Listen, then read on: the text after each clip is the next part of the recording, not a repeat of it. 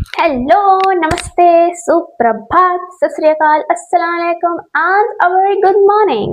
Afternoon, evening, night, dawn, जिस time पे भी आप ये वीडियो देख रहे हैं उस टाइम के हिसाब से खुद को विश कर ले। Welcome back to the molecular ninjas. My name is Rahima Mahwaz and I am back. Background देख के समझ में आ गया होगा मैं वापस से हॉस्टल आ चुकी हूँ, बट कोई बात नहीं, हमारे काम में कोई कमी नहीं होगी। देखो मैं आज फिर नया लेक्चर लेकर के आ गई, बट अगेन मैं तो जल्दी में हूँ क्योंकि मेरे क्लासेस हैं जल्दी जल्दी। तो आज का लेक्चर जो है, हाँ आज का जो लेक्चर है वो आज का लेक्चर हम लोग क्या करेंगे। आज का लेक्चर है, बताओ बच्चों, पिछले लेक्चर में हमने शायद से क्वेश्चन आंसर्स प्रैक्टिस किए थे क्वांटम नंबर्स वगैरह पर। एनसीईआरटी के सारे क्वेश्चंस मैंने देखे थे, उसके अलावा भी कुछ कुछ क्वेश्चंस थे जो मैंने आपको बताए थे कि कैसे सॉल्व करना है, और उसके अलावा मैंने होमवर्क भी दिया था आपको उसी टाइप का एक क्वेश्चन कि आप खुद से बनाएंगे और सॉल्व करेंगे और सॉल्व करके बताएंगे कि इसका आंसर क्या होगा, कैसे होगा, क्या हो, क्यों होगा, जो कुछ भी है। तो आज again okay nice, we are back with a new lecture. मैंने पिछले वीडियो में ये बात बोली थी कि अगले लेक्चर में मैं ऑफ बाउ प्रिंसिपल और पाउलीज एक्सक्लूजन प्रिंसिपल और हुंस रूल पढ़ाऊंगी। So yes, I am back with these topics. So yes, without wasting time let's begin, क्योंकि वीडियो खत्म करते ही मुझे जाना है क्योंकि मेरा क्लास है। ओके सो ठंडी बहुत है लखनऊ में, मतलब ठीक है बहुत तो नहीं है बट रात को बहुत होती है यार, मैं तो सिकुड़ जाती हूँ रात में। चलो स्टार्टिंग ऑफ विद ऑफ बाउ प्रिंसिपल।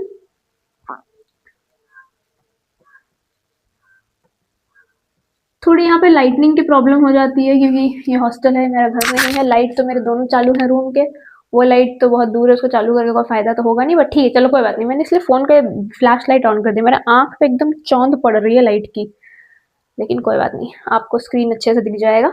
स्क्रीन नहीं, बोर्ड, सॉरी स्क्रीन तो नहीं है ये। चलो ठीक है, ऑफ बाउ प्रिंसिपल क्या होता है। अब ऑफ बाउ प्रिंसिपल जो है इलेक्ट्रॉन्स को जो हम लोग अरेंज करते हैं, लोग आपने सुना होगा इलेक्ट्रॉनिक कॉन्फ़िगरेशन जब लिख रहे होगे तो 1s2 2s2 2p6 3s2 and so on, ये आपने बहुत सुना होगा। बट आपको कैसे पता कि 1s2 के बाद 2s2 ही लिखना है, 2s2 के बाद 3s2 ही लिखना है, ये क्यों ऐसा लिखना है? इस चीज के ऑब्वियसली कुछ रूल्स रहे होंगे, कुछ प्रिंसिपल्स रहे होंगे जिसके बेसिस पे ये चीजें डिफाइन की गई हैं। तो ऑफ बाउ नाम के एक साइंटिस्ट थे जिन्होंने एक प्रिंसिपल बताया था। अब सबसे पहला चीज यहाँ पे क्या होता है, ऑफ बाउ का मतलब क्या होता है, ठीक है। ऑफ बाउ प्रिंसिपल जो होता है, बोर्ड मैं कहूँ बोर्ड तो साफ ही साफ दिख रहा है, खाली बीच में ये लाइट पड़ रही है ये टॉर्च वाली, बट ठीक है कोई बात नहीं। मैं वहां ऐसा कुछ लिखूंगी और अगर नहीं दिखेगा तो मैं बता दूंगी कि मैंने क्या लिखा है, नहीं। चलो ऑफ बाउ प्रिंसिपल पे आते हैं। ऑफ बाउ पहले, ऑफ बाउ किसी साइंटिस्ट का नाम नहीं है, सॉरी मैंने अभी ये बोला। ऑफ बाउ जो है, ऑफ बाउ किसी साइंटिस्ट का नाम नहीं है। ऐसे तो हम लोग केमिस्ट्री में कुछ भी देख लेते हैं नया वर्ड तो लगता है साइंटिस्ट का ही नाम है। जैसे पाउलीज एक्सक्लूजन प्रिंसिपल तब पढ़ेंगे तो पाउली इज साइंटिस्ट का नाम, हुंड्स रूल पढ़ेंगे तो हुंड इज अ साइंटिस्ट का नाम, बट ऑफ बाउ इज नॉट अ साइंटिस्ट का नाम। ऑफ बाउ जो होता है ना बच्चों, ऑफ बाउ एक जर्मन वर्ड है, जर्मन वर्ड है, याद रखना। ऑफ बाउ mean it is a German word which means building up. और वाव को क्या मतलब होता है, बिल्डिंग है। हम लोग बिल्डिंग बना रहे, पहले लोअर फ्लोर बनेगा, फिर उसके ऊपर, फिर उसके ऊपर, फिर उसके, आप कभी ऐसा करते हो कि बिल्डिंग में ऊपर के फ्लोर बना लोगे फिर नीचे बनाओगे? ये तो नहीं हो सकता। तो ऑफ बाउ जो होता है ना बच्चा, ऑफ बाउ इज अ जर्मन वर्ड। आवाज आ रही है ना, माइक तो चालू रखा है मैंने। ऑफबाउ इज अ जर्मन वर्ड जिसका मतलब होता है बिल्डिंग अप। अब ये जो ऑफबाउ प्रिंसिपल है ना, इस प्रिंसिपल के हिसाब से ये प्रिंसिपल जो है ये बताता है कि जब हम लोग इलेक्ट्रॉन्स को फिल कर रहे हैं ना उसके ऑर्बिटल्स के अंदर, तो इलेक्ट्रॉन्स को फिल करना मतलब कैसे भी हम लोग फिल नहीं कर सकते हैं, उसका एक प्रॉपर स्पेसिफिक तरीका होता है कि आप इलेक्ट्रॉन्स को कैसे फिल करोगे। वो तरीका क्या होता है? वो तरीका ये होता है कि सबसे पहले जितने सारे ऑर्बिटल्स प्रेजेंट हैं आपके पास, उसमें से जिसकी एनर्जी सबसे कम है उसमें इलेक्ट्रॉन्स सबसे पहले घुसेंगे। मतलब जिसकी एनर्जी सबसे कम है इलेक्ट्रॉन्स उसमें सबसे पहले घुसेंगे, फिर उससे ज्यादा एनर्जी वाले में अगले इलेक्ट्रॉन्स जाएंगे, फिर उस, तो ऐसे इलेक्ट्रॉन्स को फिल करना आप चालू करोगे। ऐसे आप कोई भी हायर एनर्जी वाले ऑर्बिटल में पहले इलेक्ट्रॉन फिल कर दो फिर आप लोअर वाले पे आओ, ये नहीं हो सकता। ये रूल आपको यही बताता है। Aufbau is a German word which means building. अब देखो बिल्ड कर रहा है, पहले लोअर एनर्जी वाले इलेक्ट्रॉन्स को भरो, ऑर्बिटल्स को भरो इलेक्ट्रॉन से, फिर उसके हायर एनर्जी वाले ऑर्बिटल्स को भरो इलेक्ट्रॉन से, फिर उसके हायर वाले ऑर्बिटल्स को भरो इलेक्ट्रॉन से। तो बिल्डिंग अप का यही मतलब है। तो स्टार्टिंग ऑफ विथ क्या लिखोगे आप? चलो हेडिंग लगाए हो ऑफ बाउ प्रिंसिपल, यहाँ पे लिखोगे ऑफ बाओ is a German word which means, क्या बोलते हैं बच्चा इसको, which means building up, building up, समझ में आया। Aufbau is a German word which means building up. According to this principle, PRINCI, PAL लिखते हैं प्रिंसिपल नहीं ना। According to this principle,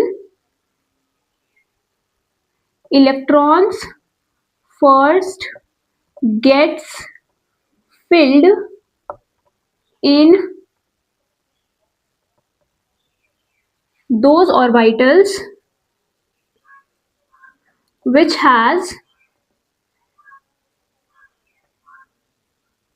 lower energy। देखो क्या बोला ऑफबाउ प्रिंसिपल, भाई मेरे आंख में एकदम रोशनी पड़ रही है। ये ऑफबाउ प्रिंसिपल क्या बोलता है, क्लियर दिख रही है board. Aufbau is a German word which means building up. According to this principle electrons first gets filled in those orbital which has lower energy level.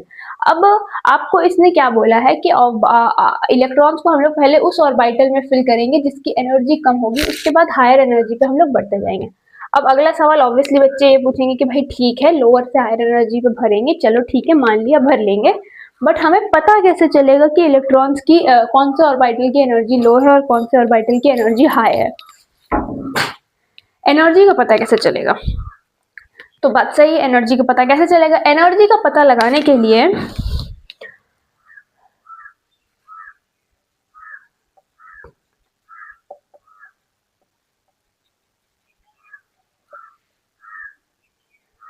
to compare the energy between the two orbitals,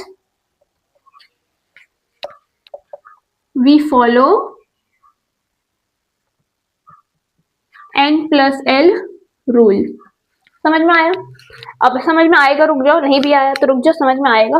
energy, orbitals की energy को determine करने के लिए, orbitals की energy, कौन से orbital की energy कम है और कौन से ऑर्बिटल की एनर्जी ज्यादा है, ये पता लगाने के लिए हम लोग n plus l रूल का इस्तेमाल करते हैं। n plus l rule. अब ये n plus l रूल होता क्या है, ये रूल बोलता है कि if the value of n plus l for an orbital, for a specific orbital is lower, इसका मतलब है कि उसकी एनर्जी कम है, लो एनर्जी। मतलब कि अगर आप किसी दो ऑर्बिटल को कंपेयर कर रहे हो, लेट से 2s को कंपेयर कर रहे हो आप और 3s को कंपेयर कर रहे हो आप, चलो ठीक है, कंपेयर कर रहे हो आप, 2s ऑर्बिटल है आपके पास और 3s ऑर्बिटल है, आपको इन दोनों में पता लगाना है कि भाई कौन से ऑर्बिटल की जो एनर्जी है वो कम है। अभी मैंने आपको क्या बताया कि आप ऑर्बिटल अगर आपको दिया गया है तो आप क्या करोगे, n plus l रूल। मतलब अगर आप n plus l की वैल्यू को चेक करोगे, n की वैल्यू क्या, इस ऑर्बिटल के लिए n की वैल्यू क्या है बताओ। अब तो देखो ये आप लोगों को पता होना चाहिए, n और l पे मैंने 2 लेक्चर्स बनाए हैं, क्वांटम नंबर्स पे क्वेश्चंस प्रैक्टिस अलग से करवाए हैं, तो अब तो इसमें दिक्कत नहीं होनी चाहिए। तो इस ऑर्बिटल के लिए n की क्या वैल्यू है, आप वहां से जवाब दे दिया होगा आपने अब तक, it would be 2। Yes, it's very good. l की वैल्यू क्या है, s ऑर्बिटल है, s ऑर्बिटल के लिए l की वैल्यू 0 होती है, क्लियर इनफ। 3s ऑर्बिटल पे आते हैं तो 3s ऑर्बिटल के लिए n की वैल्यू क्या है, 3 है बच्चों, और l की वैल्यू क्या है, क्योंकि ये s ऑर्बिटल है तो ये 0 है। अब आपको n प्लस l का सम करना है, 2 प्लस 0 2 होता है, यहाँ पे 3 प्लस 0 3 होता है। इस वाले 2s ऑर्बिटल के लिए n प्लस l की जो वैल्यू है वो 2 आ रही है, और 3s ऑर्बिटल के लिए n प्लस l की वैल्यू जो है वो 3 आ रही है। तो इन दोनों में ये बड़ा है, तो 3s ऑर्बिटल की एनर्जी ज्यादा है।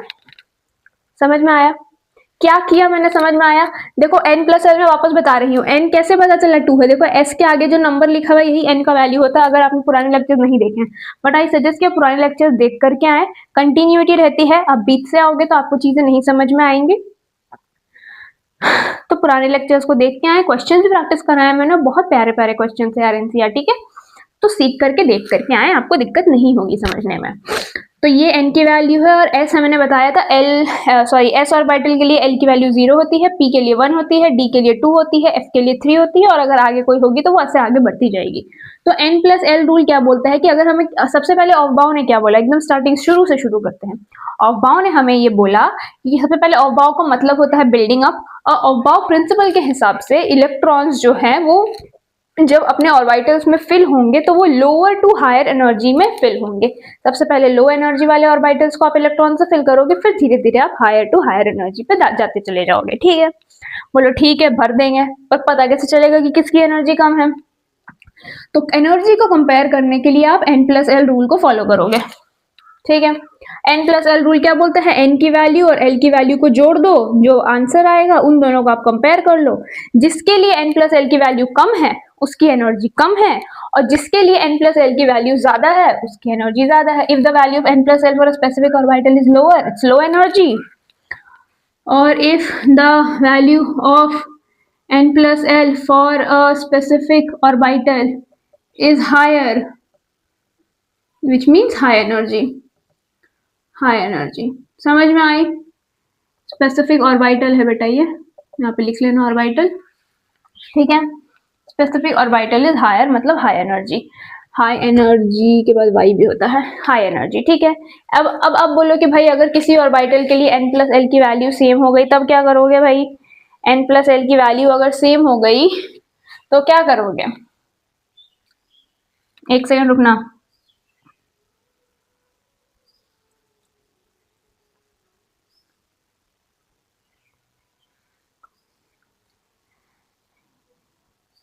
हाँ चलो ठीक है, चेक कर रही थी मैं कुछ। चलो ठीक है, ये मिटा दूं मैं ये? अच्छा रुक जाओ, मैं ही मिटाती हूँ अभी, रुक जाओ।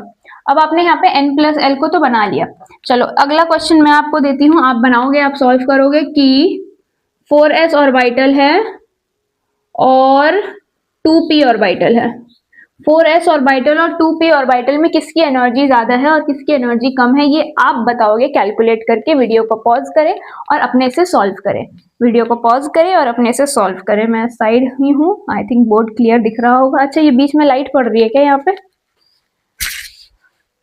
पड़ रही है लाइट, लेकिन जहां पे पड़ रही है वहां पे कुछ लिखा हुआ नहीं है, सो कोई दिक्कत नहीं है। चलो, तो 4s ऑर्बिटल और 2p ऑर्बिटल, इन दोनों के बीच के energy gap, sorry energy gap तो नहीं, इन दोनों में किसकी एनर्जी कम है और किसकी एनर्जी ज्यादा है, ये आप मुझे बताओगे। वीडियो को पॉज करके सॉल्व करोगे। 1 2 3 4, लेट्स गो। चलो, क्या बोला हमने? एनर्जी को पता लगाने के लिए n प्लस एल रूल चाहिए। चलो लगा लो n plus L rule. 4s orbital के लिए n की वैल्यू क्या है बाबा? दिख रही है 4। L की वैल्यू क्या है? s ऑर्बिटल के लिए L की वैल्यू 0 होती है। ठीक है, 2p ऑर्बिटल है, n की वैल्यू भाई दिख रही है 2, और L की वैल्यू क्या होती है भाई? p ऑर्बिटल की 0 1 होती है।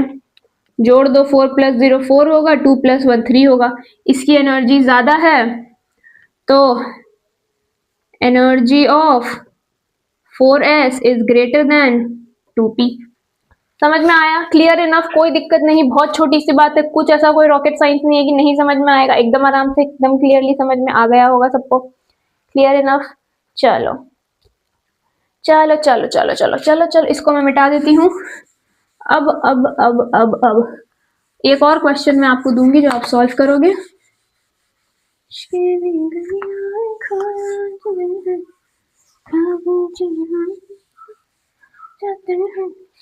चलो, एक और क्वेश्चन आप सॉल्व करोगे। वो क्वेश्चन ये है कि आपको 3s ऑर्बिटल और 2p ऑर्बिटल के बीच में एनर्जी को कंपेयर करना है।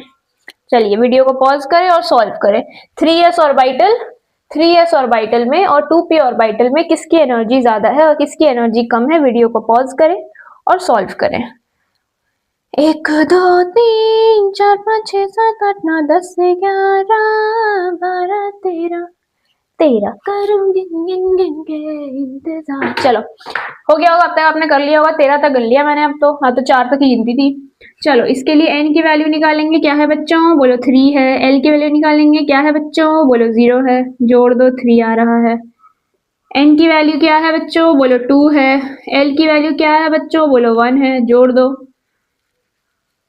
3 आ रहा है। ये तो भाई गड़बड़ हो गई, n प्लस एल की वैल्यू तो सेम आ गई। अब कैसे पता चलेगा एनर्जी दोनों की सेम कैसे हो सकती है? एनर्जी कैसे सेम हो जाएगी भाई? ऑर्बिटल्स अलग अलग जगह पे है, s ऑर्बिटल है, p ऑर्बिटल है, एनर्जी कैसे सेम हो जाएगी? एनर्जी तो सेम नहीं होनी चाहिए।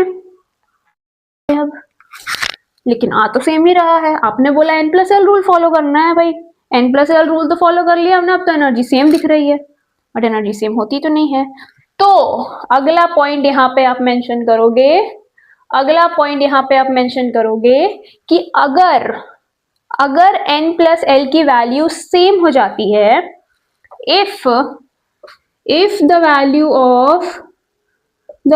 of n+l is same, then we check the value of n,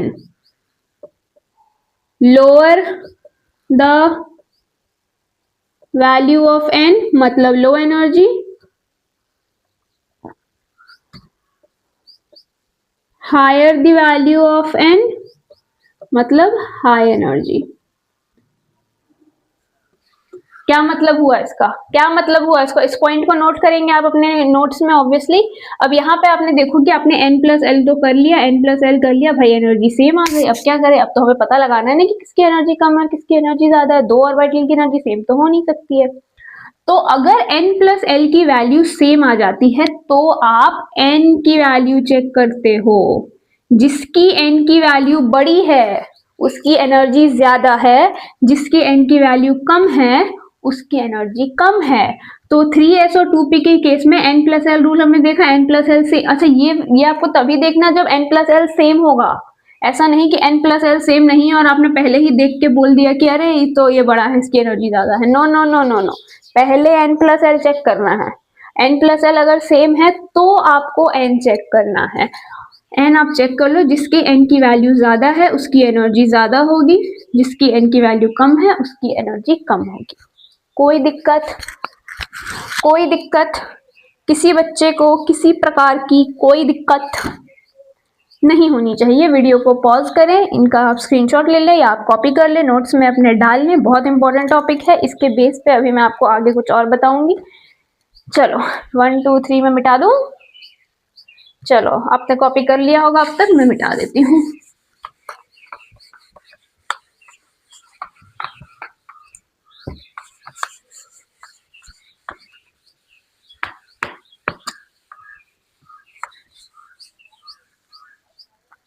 अब ये n+l रूल के बेसिस पे n+l चेक करके फिर उसके बाद n को चेक करके हमने पूरी एनर्जी का एक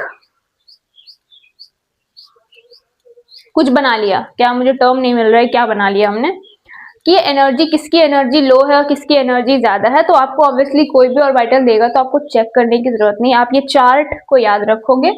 देखो लिखना 1s 2s 2p 3s 3p 3d।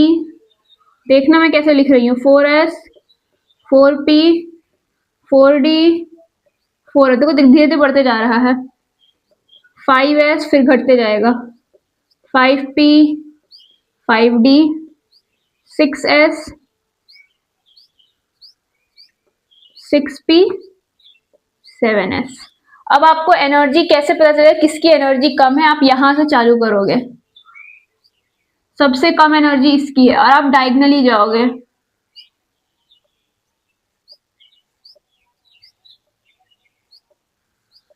देखना मैं क्या कर रही हूँ, समझ में आ रहा होगा आपको।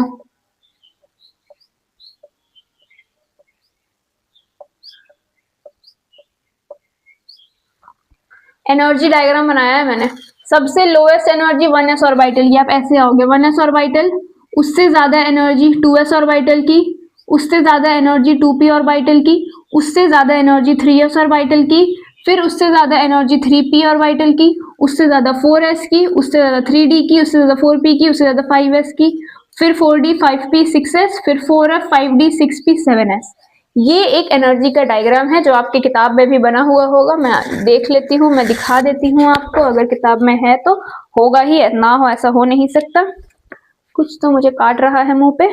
देखिए, देखो ये जो डायग्राम इतने सारे एरो बने हुए हैं जो देख के कभी समझ नहीं आते कि क्यों इतने तीर मारे गए हैं, इस तीर का यही मतलब है, वो एनर्जी आपको बता रहा है कि ये लोअर एनर्जी है और लोअर से हायर एनर्जी। वो यहाँ से खत्म होने के बाद यहाँ शुरू नहीं करना, यहाँ से खत्म होने के बाद पीछे से आओगे, यहाँ से खत्म होने के बाद अगला एनर्जी ये नहीं, यहाँ से खत्म होने फिर पीछे से शुरू करोगे, है ना। तो lower to higher energy electrons को अरेंज किया गया है इस बेसिस पे। इस डायग्राम को आप बना लें, इसको या कॉपी कर लें, आपको इससे याद रहेगा। ये लिखना बहुत आसान है, पहला 1s लिखो, फिर 2s 2p लिखो, फिर 3s 3d लिखो। 1 से लेके 7 तक जा रहे हो, धीरे धीरे बढ़ते, जब 4 आ जाएगा तो वापस कम करते रहना, क्योंकि f के बाद g ऑर्बिटल होता नहीं है, फिलहाल एग्जिस्ट नहीं करता है। अगर एग्जिस्ट करता तो g भी लिखते हम लोग, बट अभी नहीं है, फिलहाल तो इतना ही है। चलो ठीक है, यहाँ पे 5d लिखा है, इसका ये मतलब नहीं है 5f भी होता है, बट अगेन मैंने फिर लिखा नहीं है ये चीज, क्योंकि फिर उतना कौन लिखेगा भी, है ना। तो होता सब है, लेकिन नहीं लिखोगे तो भी चलेगा, ये देखने में थोड़ा सा क्लीन लगता है, प्यारा सा, सुंदर सा, नहीं।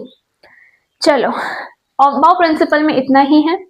ऑफ प्रिंसिपल यही बोलता है, शुरू से शुरू करते हैं। ऑफ प्रिंसिपल क्या बोलता है? ऑफ ने बोला, ऑफ का मतलब होता है बिल्डिंग अप, और ऑफ प्रिंसिपल के हिसाब से, ऑफ प्रिंसिपल के हिसाब से, ऑफ प्रिंसिपल के हिसाब से, सॉरी मैं चेक कर रही थी, मेरे को लगा मेरे क्लास का मैसेज आया है। ऑफ प्रिंसिपल के हिसाब से एनर्जी जो होगी वो हम लोग वैसे फिल करेंगे, पहले इलेक्ट्रॉन्स लोअर एनर्जी वाले ऑर्बिटल्स में फिल होंगे, फिर वो हायर एनर्जी वाले ऑर्बिटल्स में फिल होंगे। अगर दो ऑर्बिटल की एनर्जी को हम लोग कैसे चेक करेंगे बच्चों? n+l रूल से चेक करेंगे। अगर n+l की वैल्यू कम है मतलब ऑर्बिटल की एनर्जी कम है, और अगर n+l की वैल्यू ज्यादा है मतलब कि ऑर्बिटल की एनर्जी ज्यादा है। अब अगर किसी दो पर्टिकुलर ऑर्बिटल्स के लिए n+l की वैल्यू सेम हो जाती है तो हम लोग n की वैल्यू को चेक करते हैं, जिसकी n की वैल्यू कम है उसकी एनर्जी कम है, जिसकी n की वैल्यू ज्यादा है उसकी एनर्जी ज्यादा है। कोई दिक्कत, कोई परेशानी, कोई प्रॉब्लम? उसके बेस पे हमने ये एक चार्ट बना लिया है, इलेक्ट्रॉन्स को उसके एनर्जी के बेसिस पे अरेंज कर दिया है। इसको याद कर लो, नहीं भी करोगे तो भी चलेगा, ये तो आप ऑन स्पॉट बना सकते हो डायग्राम, ऐसा कोई बहुत बड़ी बात ये है नहीं। चलो ठीक है, समझ में आया, क्लियर इनफ, मिटा दूं मैं, आगे बढ़े हम लोग अगले रूल पे आए। क्वेश्चंस मैंने दिखाए कैसे होंगे, n+l का कंपेयर करना सिखा दिया, n+l सेम है तो क्या करना है वो मैंने बता दिया। अगला हम लोग आते हैं, आप कॉपी कर लो इसको अगर कर रहे हो तो।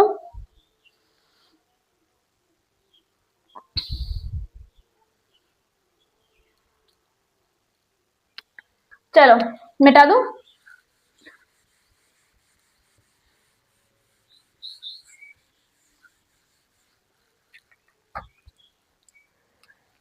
अगला आता है Pauli's exclusion principal.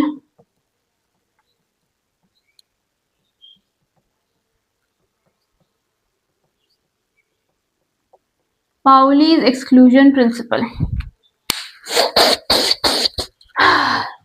Pauli's exclusion principal क्या बोलता है? मच्छर काट रहा है, नहीं नहीं मतलब वो ये नहीं बोलता है, ये मैं बोल रही हूँ। पाउलीज एक्सक्लूजन प्रिंसिपल कुछ और बोलता है। देखो पाउलीज एक्सक्लूजन प्रिंसिपल ये बोलता है ना कि कोई भी इलेक्ट्रॉन की आप बात करो, तो अभी मैंने आपको, अभी तो नहीं, कल पिछले वाले लेक्चर में मैंने बताया था कि इलेक्ट्रॉन्स के जो होते हैं 4 सेट ऑफ क्वांटम नंबर्स होते हैं जो इस इलेक्ट्रॉन के बारे में पूरी एड्रेस आपको बताते हैं, पूरा लोकेशन आपको बताते हैं। तो पाउलीज एक्सक्लूजन प्रिंसिपल जो होता है, पाउली नाम का एक साइंटिस्ट थे, उन्होंने बोला था कि किसी भी, आई रिपीट, किसी भी इलेक्ट्रॉन के लिए चारों क्वांटम नंबर्स सेम नहीं हो सकते, सेम नहीं हो सकते। क्या बोला मैंने, लिखूं पहले? According to this principle no two electrons can have same, एक सेकेंड, हाँ ठीक है तो लिख रही हूँ, same set of 4 quantum numbers, मतलब नंबर्स किसी भी दो इलेक्ट्रॉन के लिए, किसी भी दो इलेक्ट्रॉन के लिए चारों क्वांटम नंबर्स की वैल्यू सेम नहीं हो सकती। देखो इस चीज को ऐसे समझो, क्वांटम नंबर क्या बताता है? इलेक्ट्रॉन को लोकेशन, जैसे कि मैं एक इलेक्ट्रॉन हूं और मैं यहाँ पे खड़ी हूँ, लेट से ये जो जगह है, जिस भी जगह पे मैं खड़ी हूँ ये मेरा जगह है, तो मेरे जगह पे कोई और इलेक्ट्रॉन नहीं खड़ा हो सकता है।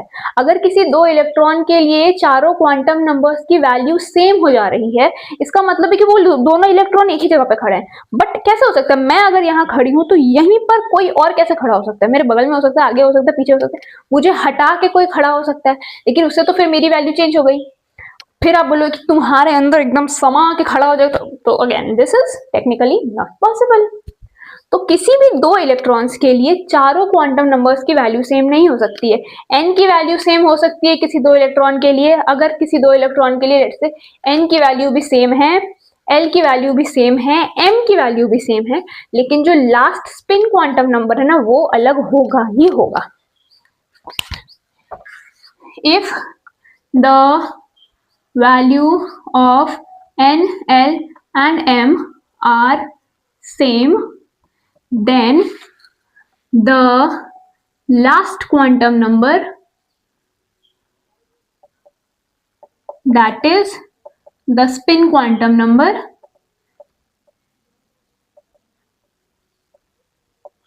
will surely be different।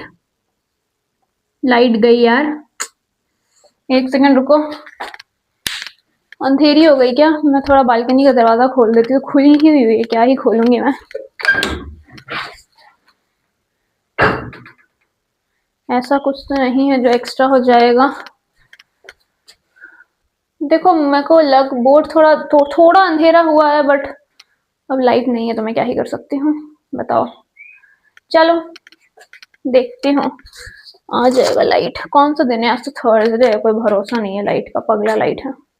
Torch से जलाने से क्या होगा भाई। चलो ठीक है, क्या बोल रही थी मैं कि किसी भी दो सेट ऑफ कोई भी दो इलेक्ट्रॉन्स के लिए चारों क्वांटम नंबर्स का जो सेट है वो बराबर नहीं हो सकता। अगर पहला तीन सेम हो भी जा रहा है तो जो चौथा क्वांटम नंबर है, that is the spin quantum number, वो आपका अलग होगा ही होगा। अब आप इस चीज को ऐसे देख लो, मैं आपको दिखाती हूँ, रुक जाइए। उस चीज को ऐसे लिख लो कि लेट से आपको 2s2 इलेक्ट्रॉन है, इसके लिए आपको कॉन्फ़िगरेशन लिखना है। 2s2 इलेक्ट्रॉन है, इसके लिए आपको कॉन्फ़िगरेशन लिखना है, मतलब आपको इसको बनाना है। तो s ऑर्बिटल है, तो भाई s ऑर्बिटल में एक डब्बे बनते हैं, ठीक है। इसमें आप अब इस 2s2 ऑर्बिटल के लिए n की वैल्यू 2 है, n l की वैल्यू 0 है, m की वैल्यू भी 0 है, और s की वैल्यू 2s2 को आप रुक जाओ, s की वैल्यू भी मत लिखो, मैं आपको बताती हूँ। 2s2 को आप दो तरह से लिख सकते हो, देखो मैं बता रही हूँ आपको। 2s2 को आप ऐसे लिख सकते हो, 2s2 को आप ऐसे लिख सकते हो। s ऑर्बिटल के अंदर दो इलेक्ट्रॉन्स भरने हैं ना बच्चे, दो इलेक्ट्रॉन्स भरने हैं s ऑर्बिटल के अंदर। तो इलेक्ट्रॉन देखो, ये भी एक इलेक्ट्रॉन है, ये भी एक इलेक्ट्रॉन है। इस वाले केस में देखो, ये एक इलेक्ट्रॉन है, ये एक इलेक्ट्रॉन है। अब आप बोलोगे दोनों में गलती क्या है, ये गलत क्यों है? देखो क्योंकि पाउली ने बोला कि भाई कोई भी दो ऑर्बिटल के लिए, कोई भी दो इलेक्ट्रॉन के लिए, कोई भी दो इलेक्ट्रॉन के लिए चारों क्वांटम नंबर्स की वैल्यू सेम नहीं हो सकती है। चारों क्वांटम नंबर्स की वैल्यू सेम नहीं हो सकती है। n की वैल्यू सेम है, लेट से 2s1 और 2s2 की अगर हम लोग बात करें, 2s1 और 2s2 की अगर हम लोग बात करें, तो n की वैल्यू 2 है, इसमें भी इसमें भी, l की वैल्यू 0 है, इसमें भी इसमें भी, m की वैल्यू 0 है, इसमें भी इसमें भी। लेकिन s की वैल्यू अगर आप देखोगे तो इसमें s की वैल्यू +½ है, +½ है, लेकिन इसमें s की वैल्यू -½ है। तो तीन क्वांटम नंबर अगर सेम हो भी जा रहे हैं तो जो चौथा वाला स्पिन क्वांटम नंबर होगा ना बच्चे, वो हमेशा अलग होगा। इसलिए हम लोग जब भी इलेक्ट्रॉन्स को भरते हैं, ये एक सीधा होता है, एक उल्टा स्पिन होता है। ये अगर तुम लिखोगे ऐसे तो ये गलत है, सरासर गलत है, एकदम गलत है, 100% तक गलत है। मुझे मच्छर काट दिया, मच्छर तो नहीं काटा, पता नहीं कोई तो काटा, ठीक है। समझ में आया क्या बोला मैंने? मतलब पाउली के हिसाब से अगर आप 2s2 को ऐसे लिखते हो, पाउली के हिसाब से ये गलत है। पाउली साइंटिस्ट जो है नहीं, मेरा मतलब है थे, उनके हिसाब से ये गलत है, उनके हिसाब से ये सही। क्यों? क्योंकि उन्होंने बोला कि कोई भी दो इलेक्ट्रॉन के लिए चारों set of quantum number same नहीं हो सकते हैं। क्यों मैं खुद को मार रही हूँ? तो अगर एक इलेक्ट्रॉन की स्पिन ऐसे है तो दूसरी वाली की ऑपोजिट स्पिन होगी ही होगी, इसलिए ये सही है और ये गलत। बुझलिस? ये आप लिख लो, ये मत लिखो, ये आप मत लिखो, ये वाला मत लिखो, लेकिन ये लिख लो 2s2 orbital can be represented in two ways. 2s2 orbital can be represented in two ways, ऐसे भी रिप्रेजेंट कर सकते हैं, ऐसे भी रिप्रेजेंट कर सकते हैं, लेकिन लिख लो, आप कॉपी में ये लिख लो, मैं आपको बता रही हूँ। 2s2 orbital can be represented in two ways. पहला वे ये है, दूसरा तरीका ये है, और फिर आप नीचे मेंशन कर दो, ये ए मान लो इसको और बी मान लो इसको, और लिख लो according to Pauli A is wrong और बी इज करेक्ट।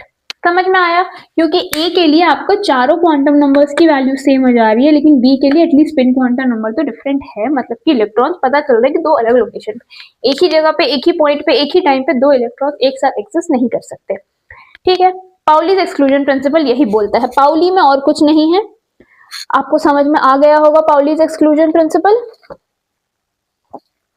चलो ठीक है, लिख लिया आपने? मिटा दूं मैं?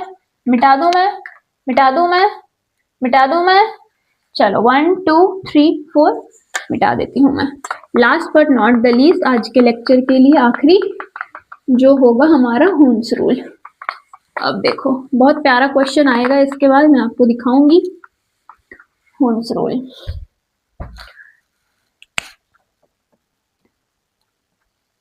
अब इसको हंस रूल बोलते हैं कि हुन्स रूल बोलते हैं, मुझे भी नहीं पता है, मुझसे ये सवाल मत पूछना।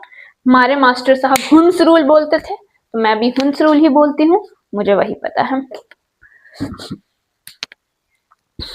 अरे यार, मैं पेन खोल रही हूँ लिखने के लिए यार, शिट मैन, क्या होगा मेरा। हुन्स रूल बोलता है, पहले लिख लीजिए फिर बताती हूँ। Pairing of electrons can only pairing of electrons in an orbital can take place only when they are singly filled। रुक जाओ, बता रही हूँ, मतलब समझा रही हूँ। सिंबली नहीं सिंगली लिखना है सनोवर, क्या लिख रही हो? Singly field. लाइट बोर्ड दिख रही है ना? बोर्ड तो दिख ही रही है, बस थोड़ा अंधेरा हो गया, मैं थोड़ी काली दिख रही होंगी बोर्ड में शायद, बट ठीक है, कोई बात नहीं।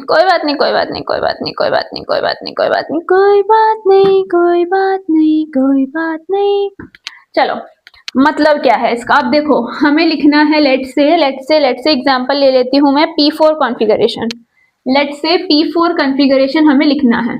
P ऑर्बिटल बना लो भाई। P ऑर्बिटल में बोलो 3 डब्बे होते हैं, 1 2 3 डब्बे होते हैं।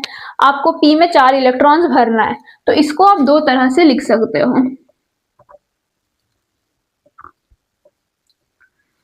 पहला तरीका तो ये है, दूसरा तरीका ये है। अब आप बताओ कौन सा तरीका सही है, बोलो इसमें क्या गलती है? ये भी तो ठीक ही है, बट हुन्स रूल बोलता है कि पेयरिंग ऑफ इलेक्ट्रॉन का जो पेयरिंग हो रहा है, it can take place only when all of them are singly filled. At least सारे डब्बे में एक इलेक्ट्रॉन तो होगा, तब ही आप पेयर कर सकते हो। यहाँ पे आपने एक इलेक्ट्रॉन डाला, आपने पेयर कर दिया, डाला, ये पेयर कर दिया, ये वाला डब्बा खाली है। तो according to Hund's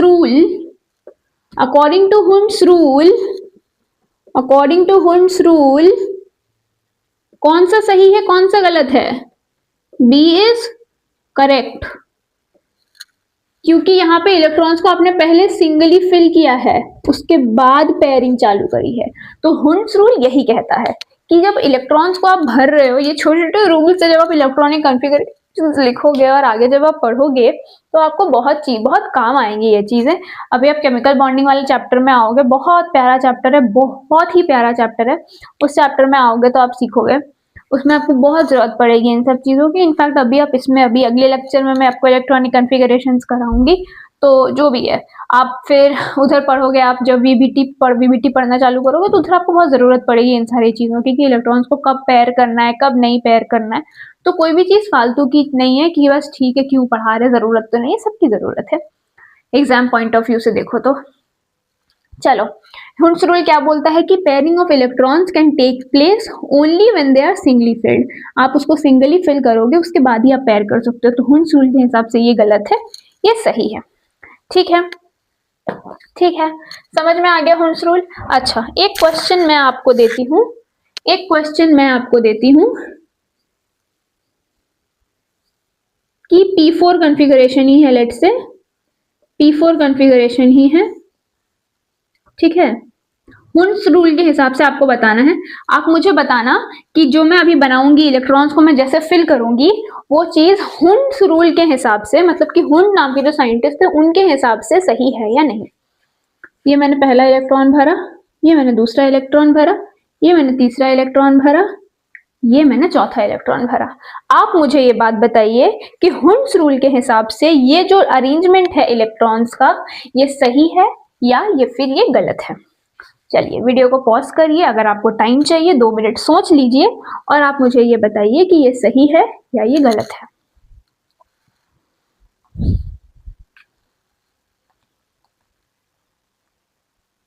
hand wash and dry inside out. हट, चलो अब तक आपने सोच लिया होगा, मैं आपको बता दूं बहुत लोगों ने जवाब दिया होगा और ये जो है ये सही है, ये गलत नहीं है। हुंस रूल के हिसाब से, अगेन मैं कह रही हूँ हुंस रूल के हिसाब से बताना है, इन जनरल नहीं पूछ रही हूँ मैं, हुंस रूल के हिसाब से ये सही है या नहीं ये आप बताएंगे। देखो हुंस रूल क्या बोलता है कि पेयरिंग ऑफ इलेक्ट्रॉन तभी हो सकता है जब सारे सिंगली फील्ड है। तो एक सिंगल फील्ड है, सिंगल फील्ड है, सिंगल फील्ड है, फिर पेयर हुआ है, क्या गलती है? कोई गलती नहीं है, कोई गलती नहीं है। अगर आपको पूछा जाए कि हुंस रूल के हिसाब से ये सही है कि नहीं, ये 100% सही है, 100% सही है। This is correct, this is correct according to Hund's rule.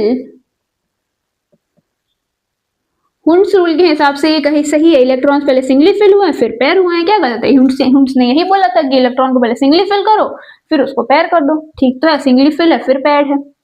ये किसके हिसाब से गलत है? ये जो इलेक्ट्रॉन का अरेंजमेंट है ये किस साइंटिस्ट के लॉ के हिसाब से गलत है या कौन से प्रिंसिपल के हिसाब से गलत है? बोलो पाउलीज एक्सक्लूजन प्रिंसिपल के हिसाब से गलत है, क्योंकि पाउली ने ये बात बोली थी कि इलेक्ट्रॉन, कोई भी दो इलेक्ट्रॉन के लिए चारों क्वांटम नंबर्स की वैल्यू सेम नहीं हो सकती है। ये जो कॉन्फ़िगरेशन है, ये जो इलेक्ट्रॉन्स के अरेंजमेंट है, हुंस रूल के हिसाब से ये 100% सही है, लेकिन पाउली के हिसाब से ये गलत है। तो ये क्वेश्चंस भी एग्जाम में पूछे जाते हैं, 2024 के नीट में ये सवाल आया है। एग्जैक्टली ये P4 कॉन्फ़िगरेशन नहीं है, मुझे याद नहीं है, बट इसी टाइप का आया है, ये तो मैं श्योर हूँ कि आपको कॉन्फ़िगरेशन दिया था या फिर शायद पता नहीं, मैंने सैंपल पेपर में देखा होगा, मुझे वो ध्यान नहीं है, बहुत समय हो गया, बाद पहले देखी थी मैं। यहाँ कॉलेज में कोई सैंपल पेपर लेके आई नहीं हूँ, जगह नहीं था मेरे बैग में, मेरे बैग में चींटियां हटाने का भी जगह नहीं था, इतना बाहर के लाई थी मैं। चलो ठीक है, कोई बात नहीं। तो जो भी है, लेकिन ये इंपॉर्टेंट क्वेश्चन है, ये PYQ जब आप प्रैक्टिस करना चालू करोगे ना, मार्क्स ऐप एक बहुत अच्छा ऐप है, अगर आपको प्रैक्टिस करना है, पिछले 10 साल के क्वेश्चन उसमें है विद सॉल्यूशंस, आपको डाउट क्लियरिंग जो कुछ भी चाहिए मिल जाएगा।